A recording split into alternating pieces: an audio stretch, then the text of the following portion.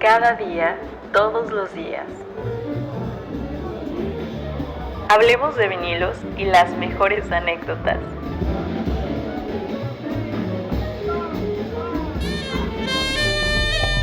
Con Eduardo Piastro.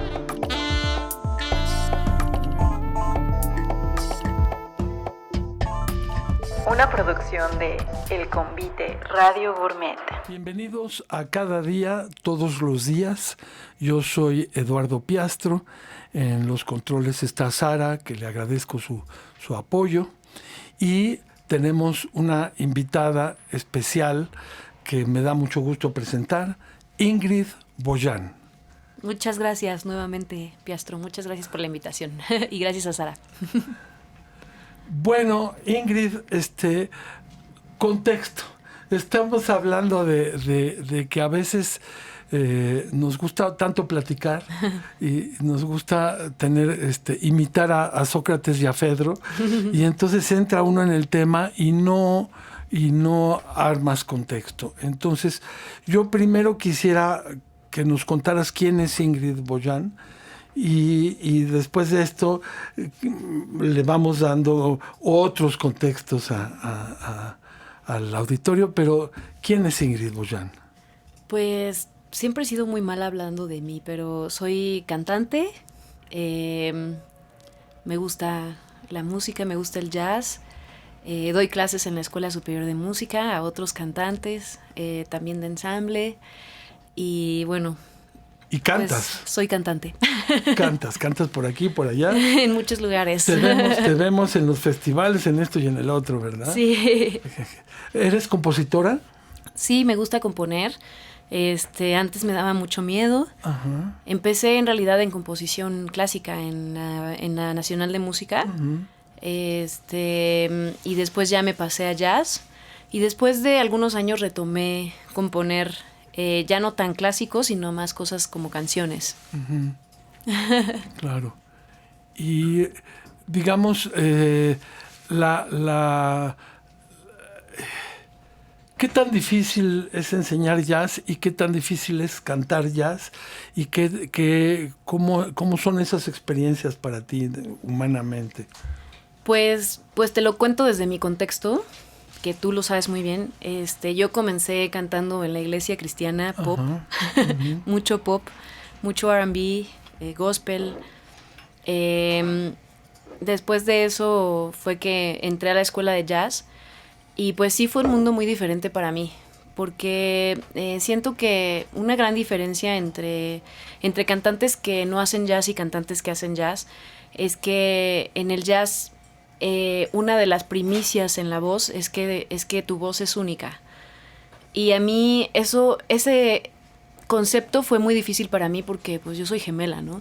Soy gemela, canto con mi hermana desde que me acuerdo. No me había fijado en un contexto de voz única. Ajá. Como que siempre me había visto como una voz completa con mi hermana, ¿no? Sí. Entonces cuando empecé a como experimentar, buscar un sonido, ya no tener una referencia, sí hay referencias obviamente, ¿no? Ella Fitzgerald, Sarah Vaughan, pero cada una es distintísima en su sentido. Claro. Anita O'Day, Billie Holiday, sí. Como que decía, bueno, ¿y yo para dónde voy a ir aquí en este mundo tan vasto de voces, ¿no? Y siento que eso es una de las grandes dificultades de cantar jazz, como encontrar una voz propia, encontrar una estética que converja contigo y hablar a través de eso, con las palabras de las canciones, pero también con tus propias palabras y tus propias búsquedas melódicas, ¿no? Eso ha sido lo más difícil pero para mí. ¿Pero la escuela te ayudó a darte cuenta que tenías que encontrar una voz propia? Totalmente. ¿O fue un encontronazo así de golpe? ¿O qué pasó allí? ¿Cómo lo encontraste? Desde día 1, la maestra Cynthia Snell fue así como, muy bien, pero vas a tener que hacer todo esto para conocer tu canción. Uh-huh. O sea, el objetivo va a ser conocer la canción. Y lo que significa eso es que tú puedas cantarla de muchas formas. Y entonces para mí fue como, wow, tengo miedo. Como decía, wow, ¿qué onda con esto? ¿No? Yo me aprendía la canción de Whitney Houston y eso era todo mi bagaje. Mi digamos. acercamiento hacia Ajá, el canto, ¿no? ajá. O me aprendía una canción de Cristina Aguilera y me aprendía sus frases y eso era todo. Ajá. Y después llega la maestra Cintia y me dice, no, bueno, ya aprendiste eso y ese es el primer paso. Claro, apenas estás empezando. Y entonces fue, pues, un mundo de posibilidades. Fue difícil, sí fue difícil. Sí, De hecho, me acuerdo muy bien en tu clase también. Ajá, sí, Yo así de, wow, no estoy entendiendo nada. Mis conversaciones internas eran, esto parece importantísimo, pero no sé qué onda con nada. Y luego era así como, wow, y lo canta y lo toca.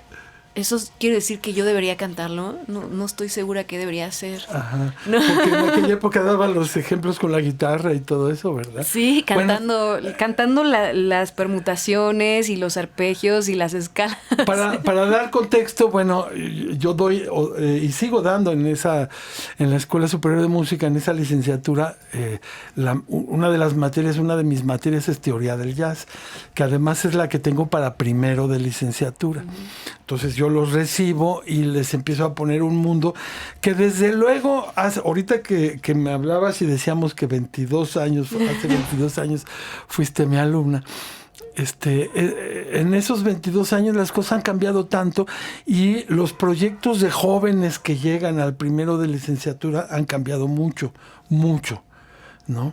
Sí, porque además, digamos que respondiendo a una de las críticas que se le hacen a la academia y a la licenciatura de jazz, que es ¿por qué jazz? ¿Por qué una cosa que se entiende como una especialidad se empieza a enseñar desde el principio? Pero fíjate todo lo que estás diciendo. En realidad, eso que la gente dice desde el principio, pues no es el principio. Tú ya habías estudiado en la Facultad de Música de la UNAM, ¿no? Y si le dijéramos al auditorio los exámenes, la dificultad de los exámenes para entrar a un primero de licenciatura y cuántos entran en realidad, es mucho más ágil para los que entran más jóvenes, ¿no? Porque somos responsables de su formación prácticamente desde cero, pero cuando ya llegas con cierta edad ya no hay manera de hacer eso. Entonces lo que tienes que los estudios previos, aunque no me los demuestres con papeles, aunque lo sepas y ya, pero lo que tienes que saber es un montón. Para que no te pase eso, para que no entres Sí, y digas wow, de qué están hablando. Porque sí, mi materia que es teoría del jazz pues es pura matemática y puros conceptos de enfoque. Sí, pero algo que me gustaba mucho era que, o sea, como que en ese momento yo no lo entendía, pero algo dentro de mí comprendía que era algo que yo tenía que analizar y que tenía que canalizar y que tenía que experimentar en mi propio instrumento, que es la voz. O sea, como que sí sabía que igual inconscientemente ya lo había cantado o que tenía que nombrar ciertas cosas. O sea, como que dije, o sea, por eso decía, esto es algo importante, no lo estoy entendiendo ahora, ¿no? Claro. Pero es algo importante, entonces voy a poner mucha atención. Voy a tratar de escribir lo más que pueda, voy a tratar de comprender, digamos, mecánico esto, para después ver qué onda realmente con eso, ¿no? Cintia nos puso muchísimos ejercicios súper bonitos de las permutaciones, lo estaban viendo los dos al mismo tiempo, y lo cual a mí me ayudó mucho, me hizo un clic, porque dije, bueno, en mi voz suena,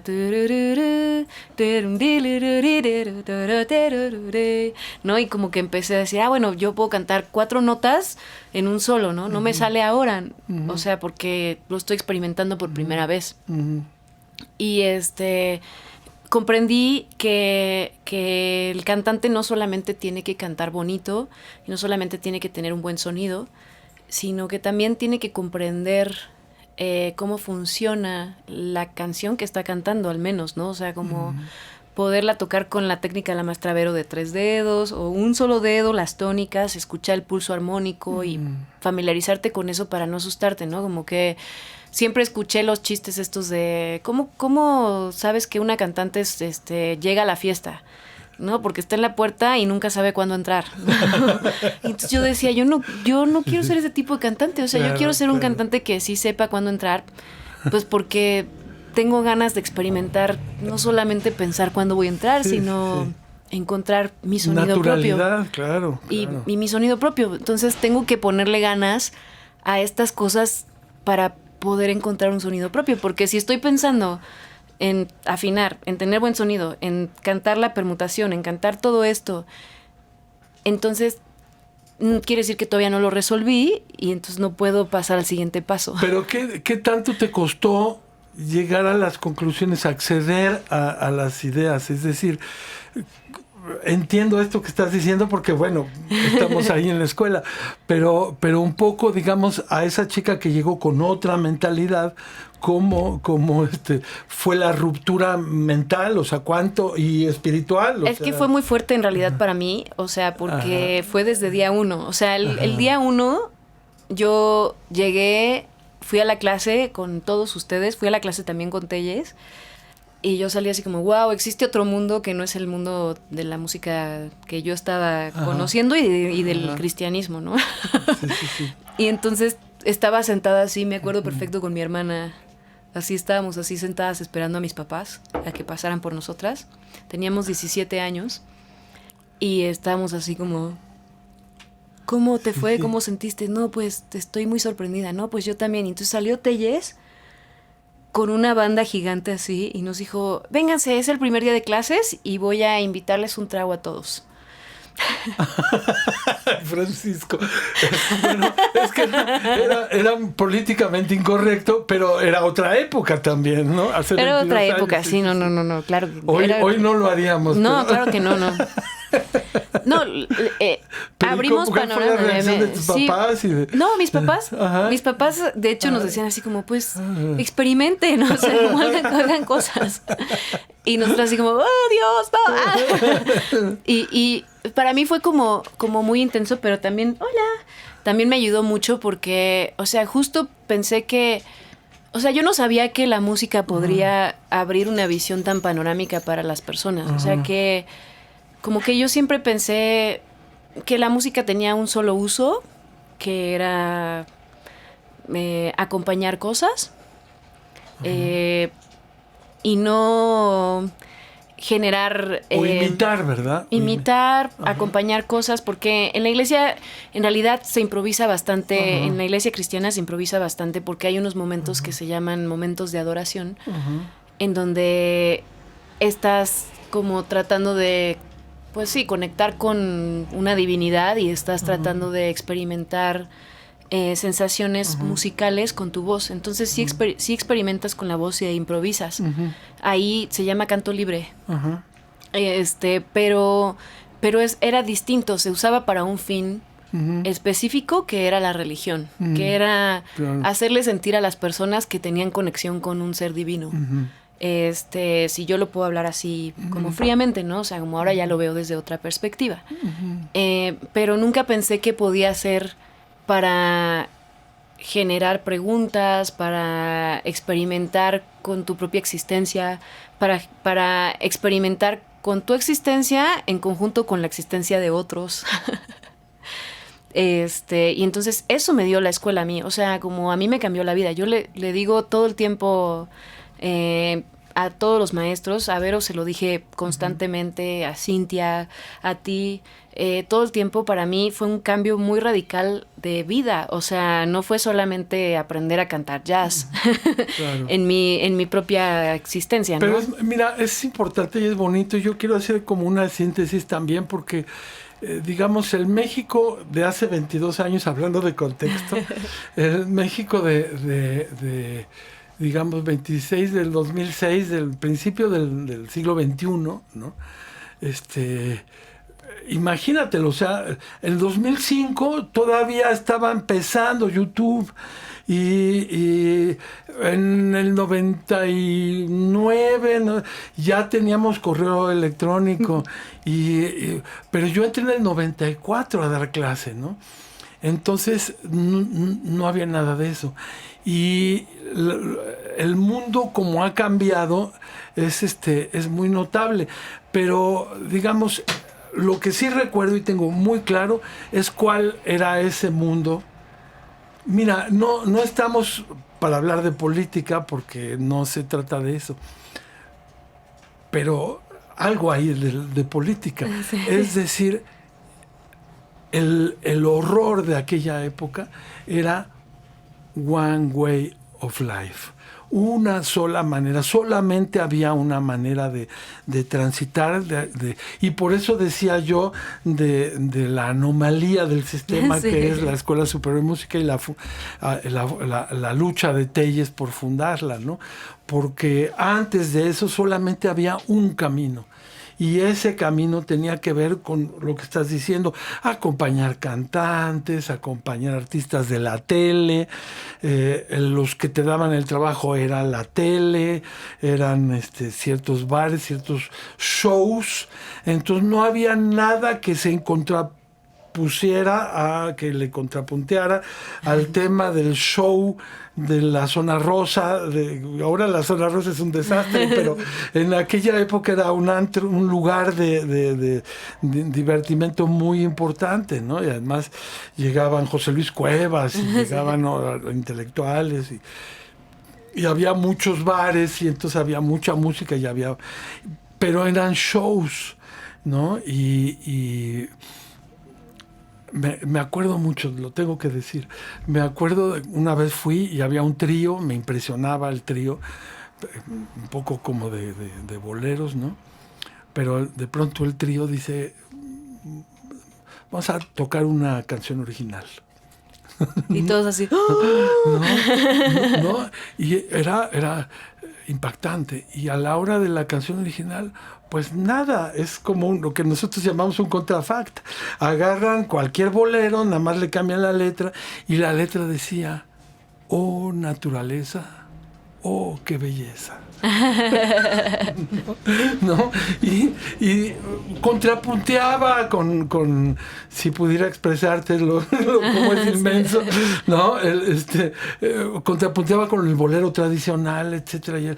Pero no es una burla, es una sí, cantidad de ingenuidad pasmosa, ¿no? O sea, la gente no tenía una necesidad real de hacer algo que no fuera el mainstream, la corriente central y un solo camino, ¿no? Uh-huh. Y entonces eso dictó durante años incluso lo que aprendíamos y dónde nos teníamos que mover. Entonces, ¿cómo fue que un grupo de gentes un poco, pienso yo que la anomalía vino desde el propio sistema, como siempre, ¿no? Como cuando Cuauhtémoc Cárdenas se desprendió del PRI y empezó a hacer aquello en el 88, ¿no?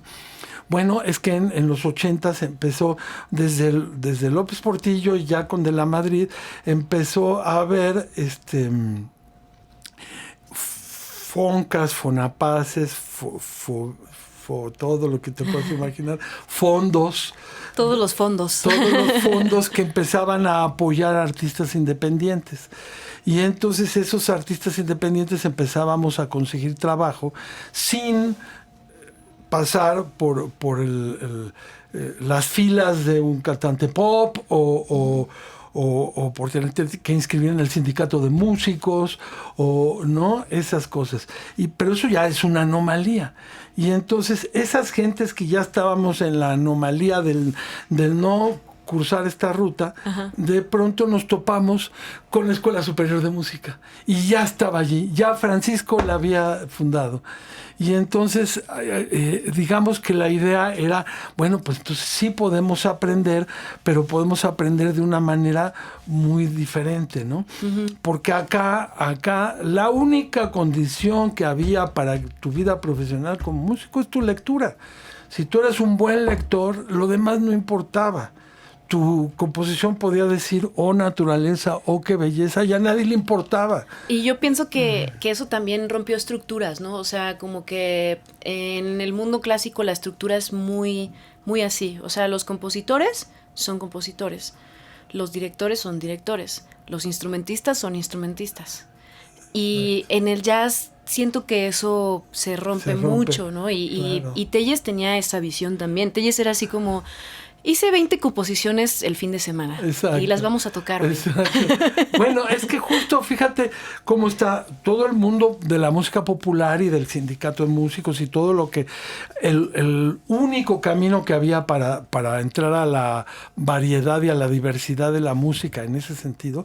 Y el otro lado era el Instituto Nacional de Bellas Artes, fundado por Carlos Chávez, y entonces toda la tradición de la música académica, y como digamos que Bellas Artes se abrió, se escindió entre el Conservatorio Nacional de Música y la Escuela Superior de Música, pero fuimos como dos hermanitos. De la misma idea. Entonces, ahora, ¿cómo en uno de ellos, en la Escuela Superior de Música, se llega a romper un poco el sistema? Porque hay un maestro, como esos maestros rurales, como esos animadores culturales, que rompe el asunto, porque escucha tu duda, ¿no? Digamos, es como decir, mira, y si construyéramos un puente entre todo lo que estudia el músico clásico y todo lo que necesita saber el músico popular para acompañar a José José o a cualquiera de estos artistas, ¿no?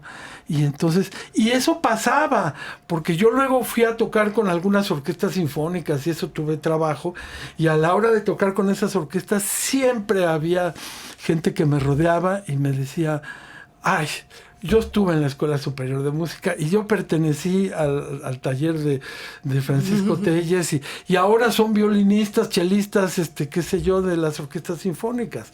¿Y por qué? Pues porque eran jóvenes que tenían dudas y que preguntaban. Y entonces muchos de ellos se constituyeron como gente que empezó a acompañar las variedades, y otros no. Se reafirmaron como clásicos y empezaron a trabajar en las orquestas sinfónicas.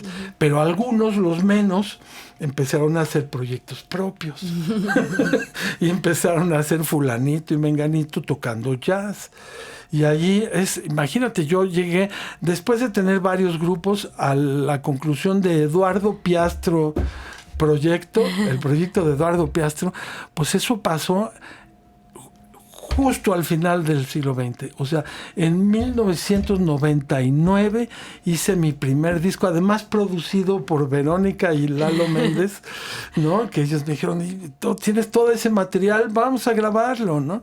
Y entonces, así como que de alguna manera empieza la idea de el proyecto de fulano, el proyecto de mengano, más allá de esto y del otro. Ahora, hay mucha gente que, no entendiendo esto, critica porque dice, pues es que más allá del proyecto de fulano, tú tienes que demostrar lo que sabes acompañando a un cantante pop. Porque allí, pues no sé, pagas tus rentas y qué sé yo. Pero cuando de pronto, más adentrado el siglo XXI, los músicos de jazz empezaron a poder pagar sus rentas del propio jazz, cosa que hay mucha gente que no ha aceptado. Siguen pensando que para ser un buen músico tienes que haber acompañado esto y el otro. Y bueno, a mí me tocó esa generación, y entonces estuve por aquí, por allá, hice todo ese trabajo. Pero al final veo como los jóvenes, nuestros egresados, unos salen y son ingenieros de sonido, hacen estudios de grabación, producen grupos. Tienen sus proyectos de jazz también. Pero no tienen uno, tienen dos, tienen cinco, ¿no? Entonces, ¿cómo se va moviendo esto, no? Y la confianza en que tenemos un siglo bellísimo, que se está... No sé si insisto, es ingenuo verlo con optimismo, pero... Sí, también creo que a veces se tiene esta idea errónea de que como academia y como escuela de música, de jazz, tenemos que generar como estos productos en serie que son todas las personas que correctamente tendrían que ser esos jazzistas y esa figura del jazzista perfecto, ¿no? Que para mí eso ya es como caer justo en lo que no queremos caer. Claro. No estamos generando productos en serie, estamos generando artistas y los artistas buscan personalmente cosas. No tenemos policía del jazz que ande diciendo tú eres jazzista, tú no eres jazzista, tú eres esto. No se trata de eso. Y como decíamos hace rato, son 4 años de tu vida, o sea, en esos 4 años pueden cambiar muchas cosas y después mucho más, ¿no? Así claro. Yo siento que yo soy ese cambio, o sea, como que yo hago mucho pop, me gusta mucho, pero amo en sobremanera el jazz. O sea, sí siento que cuando llegué, sí fue así como, pues la popera que quiere cantar jazz, ¿no? Y dije, pues sí, o sea, es que eso también soy, está bueno. No soy una persona que, o sea, mis papás no escucharon jazz nunca. Claro. Yo estoy aprendiéndolo y sí me cambió escuchar a Sarah Vaughan muchísimo. O sea, fue así como, claro, quiero cantar eso. Es que el tema de la raíz y de quiénes somos no se puede ni ocultar ni tapar, y no solo no se puede, sino que no se trata de eso, hay que dejar salir. No se debe. No se debe. Tu mundo pop tiene que estar allí presente porque es una raíz, digamos, ¿no? Que eso, o sea, en mi generación, aunque no lo quisieras, te subías al pecero, lo que fuera, y oías la cumbia por todos lados. Sí. Entonces no es inocultable eso. Sí, te despierta cosas. Claro, además, ¿no? Además. Sí, porque además, bueno, mira, me ha pasado que por más que no quieras, alguien te invitó a una boda y llegaste a la boda y ves la alegría de la gente en torno a ese tipo de baile y dices, bueno, o sea, en fin, no se trata de cerrarse, tu realidad es tu realidad. Yo no nací ni en Boston, ni en... Sí, yo siempre digo, York, no nacimos en el jazz, Harlem. nacimos en México. Claro.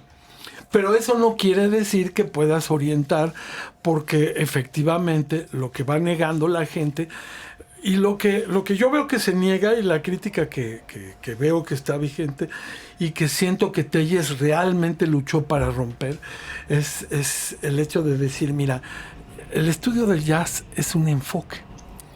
Es decir, si tú quieres darte cuenta de qué pasa allá adentro, es analizando a los artistas.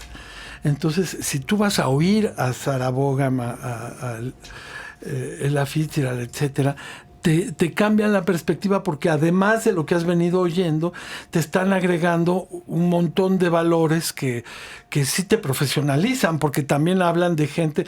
Ya no es importante si es más nivel o menos nivel o qué sé yo, es otro enfoque, y ese otro enfoque es profundo, y ese otro enfoque profundo no se aprende de la noche a la mañana, que quizá es un poco conlleva un desarrollo. Es lo que aprendiste cuando llegaste a la escuela y dijiste, ay, ¿qué es esto, verdad? Totalmente, fue así como, claro, o sea... Te rompe estructuras. Un cantante puede desarrollarse mucho más allá de un montón de fronteras que yo creí que existían. Claro. Y en realidad, pues, no existen. Sí. Sí. Qué vértigo, porque entonces nomás depende de ti. No hay referencias. No hay referencias.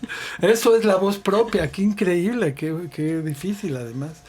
Pero no, en mi generación no pasaba, porque tú ibas al bar a donde tocaban jazz y pues oías, no sé, Otto Lieb, La Chica de Ipanema y todo lo que en aquella época se solía hacer como repertorio. Pero deja tú el repertorio, la forma de tocarlo. Porque el otro día hablábamos con Campos de eso, ¿no?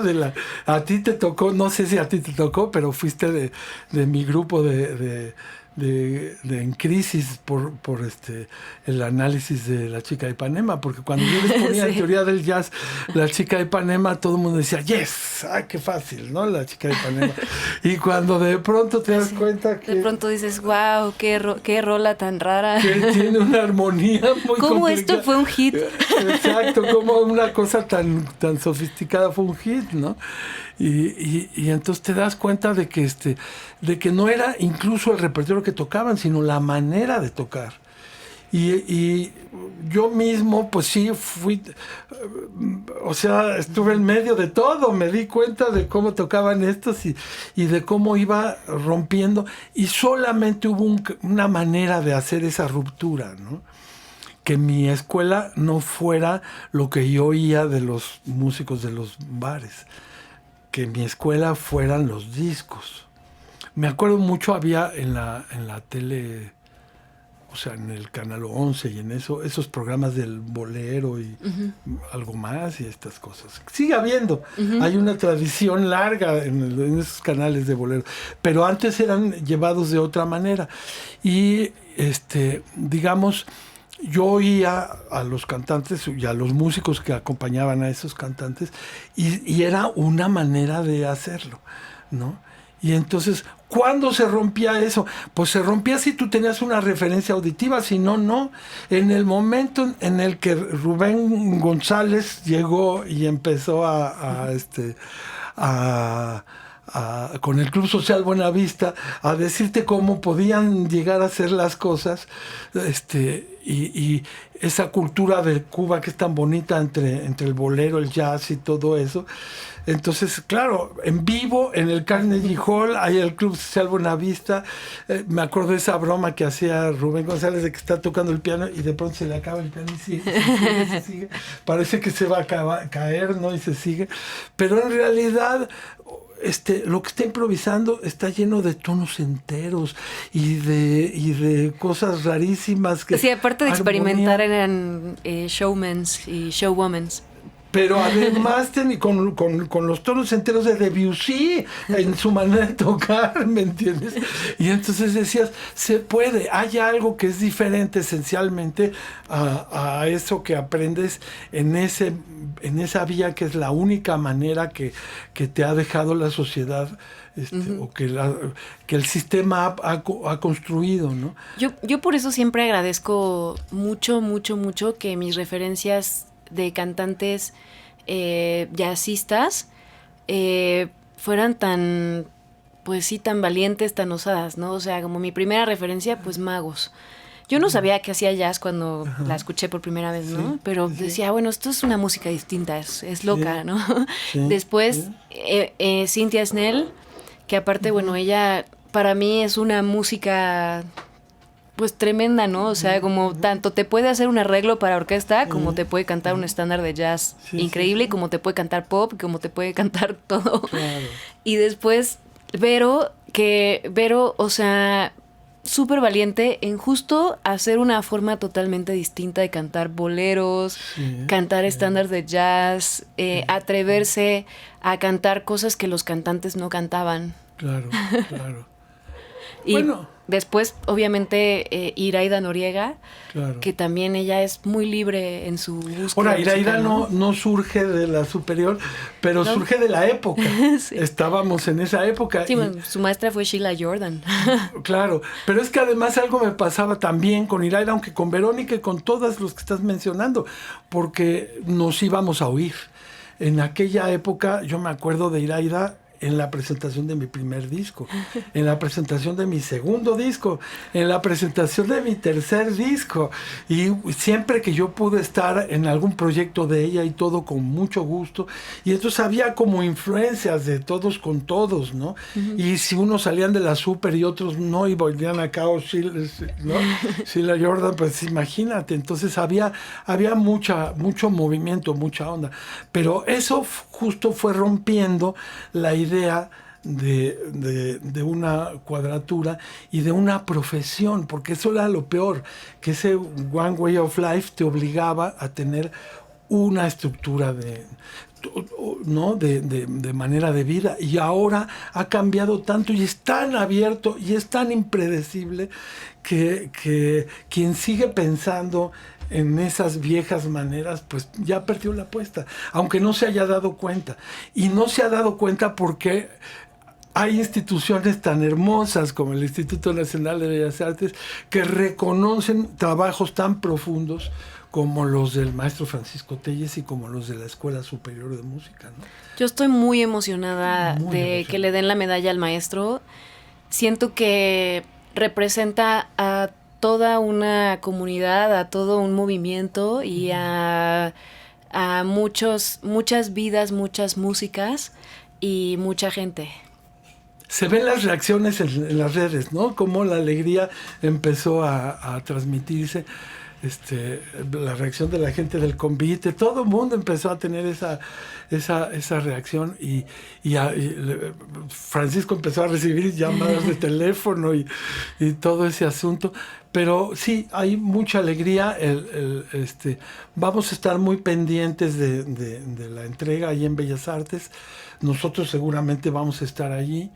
Y nos emociona y esperamos que esto sea simplemente... yo ya no quiero hablar en contra de los críticos. Lo único que quiero decir es: déjennos trabajar, permítanos hacer lo que queremos seguir haciendo, porque estamos demostrando con filas, hordas de jóvenes que salen y que llenan los puestos de músicos de la Ciudad de México y del país, que funcionan y que hay que seguirlo haciendo, ¿no? Hay que seguirlo haciendo. Sí, totalmente. Una celebración. Siempre, exacto, hay que celebrar el jazz, hay que celebrar a las generaciones que quieren estudiarlo y hay que celebrar a las personas que dan su conocimiento, que lo comparten con las demás generaciones. Exactamente. Bueno, pues muy contento, Ingrid. Gracias por aceptar esta invitación y qué felices de poder hablar de todos estos temas, ¿no? Entonces, lo vamos a seguir haciendo, pero por lo pronto te invito a ti y a todo nuestro público a que sigan escuchando cada día, todos los días, todos los miércoles a las 7 de la tarde. Ya se suelta el programa y ahí se conectan. Entonces, muchas gracias al público por escuchar una vez más y nos vemos pronto en el siguiente capítulo de este programa. Hasta luego.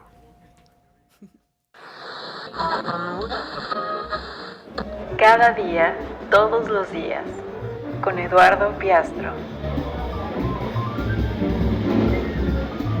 El micrófono se ha apagado. Es momento de despedirnos. Sintoniza la siguiente emisión.